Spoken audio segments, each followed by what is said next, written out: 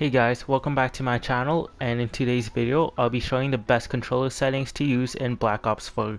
So in this gameplay footage I am playing on a custom lobby because playing in a custom lobby will give you the ability to improve your skills and try out anything you want, such as a new class, because you can add or remove as many bots as you want to fill up the lobby. And also you can change the difficulties of these bots by pressing bot settings. So it does give you an option of having bots play on recruit, which is the easiest, or veteran, which is the hardest, and the middle two is regular and hardened. So I am playing on firing range, but you can play on any map you want, but I just enjoy firing range. So hopefully you guys enjoy my video and try out my controller settings for yourself. Settings to use. So these are my current settings that I am using right now, and I'll be explaining why I use them throughout the video. So for look inversion, I do play on standard because having it inverted is very rare to me, since if you aim up it'll make a gun go down, if you aim down then you'll be looking up. So that's very weird for me, and I don't suggest playing on that unless you're used to it. So I do play on a sensitivity of 7 because I feel like it's not too quick or too slow. I feel like I can control my recoil and aim pretty easily, and I can turn around pretty quickly in a manually time. So having a high sensitivity will make it difficult for you to aim because, as I said, it'll make your gun spin around very quickly, as you can see, and when you aim down sight it's pretty hard to aim too. So unless you're doing trick shots or like 360, I do not suggest playing on a high sensitivity. Moving on to a low sensitivity, it will make it aim a little bit better, but it's too slow to turn around and quickly kill someone. So as you can see, there's this Turk behind me. It's so slow to turn around and kill him. So he does have a lot of time to kill me, and by playing on a sensitivity of 7 you have enough time to react, to turn around and kill him. So if you're not used to sensitivity 7, I suggest you potentially move up every few days until you're used to it. And then moving on to my ADS speed, I do play on 1 because I find it pretty standard and typical to every other shooting game, so I am used to it. And then moving on to the next sensitivity, I always suggest aim assist and target assist to be on because it does help you aim and kill people. So this is me having no aim assist on.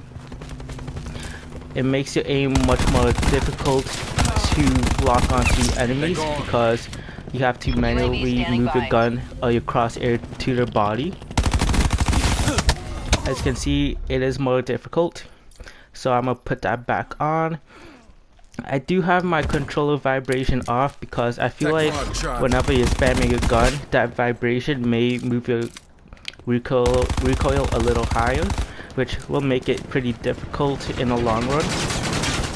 So when I first changed to having no vibration on, it's a pretty weird feeling for me, but as time came, I got used to not having it. So give it a try and see if you guys like it. So moving on, I do have sprint cancel reload because whenever I'm sprinting while reloading, I'm most likely getting shot by someone and I do want to escape. So if your sprint does cancel reload, then you do have time to escape from that potential death. So the next few settings are auto mental, which is like automatically jumping onto something. I do find this very easy to use because it does help you jump around obstacles around the map, and it does help you climb ladders automatically instead of holding your jump button. So I do play with that, and I do suggest to use it. And then the next few settings are auto sprint. So my auto sprint is off because my controller is functional. See, if my controller didn't work properly, then I'll have auto sprint on. So I guess the main reason to use auto sprint on in Call of Duty is so that you can sprint whenever you want, and if your controller is broken. but the maps are Enemy small in Call of establishing drone Duty, squad so above. you wouldn't need auto sprint. Enemy UAV above. And then the next Enemy setting sentry is the active. button layout. So I do play on default Hostiles have because established multiple I UAVs. did get used to all of the other shooting games, but I do suggest playing on stick and move for your button layout. So stick and move allows you to jump with your right analog stick, and this will help you a lot because whenever you see someone, you can jump, so they have a much more difficult time killing you. So for example, there's this outrider in front of me, I can jump and shoot him at the same time.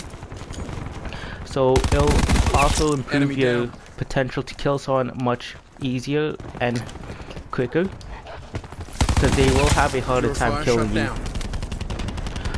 So I know there's other button layouts in Call of Duty, but for bumper jumper tactical, I wouldn't suggest using this because I know a lot of people used it before, but in Black Ops 4, whenever you drop shot people, there is a delay, so it's not that consistent compared to jumping.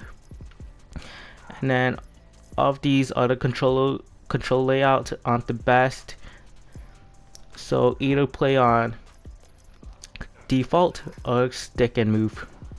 And then for the last option, this is to flip your L1 and R1 button to R2 and L2. So I used to play on this when I switched from Xbox to PlayStation because I wasn't used to it, but then I got used to it again, so I switched back to default. So these are the controller settings I use, and hopefully you guys give it a try, and hopefully you guys enjoyed my video.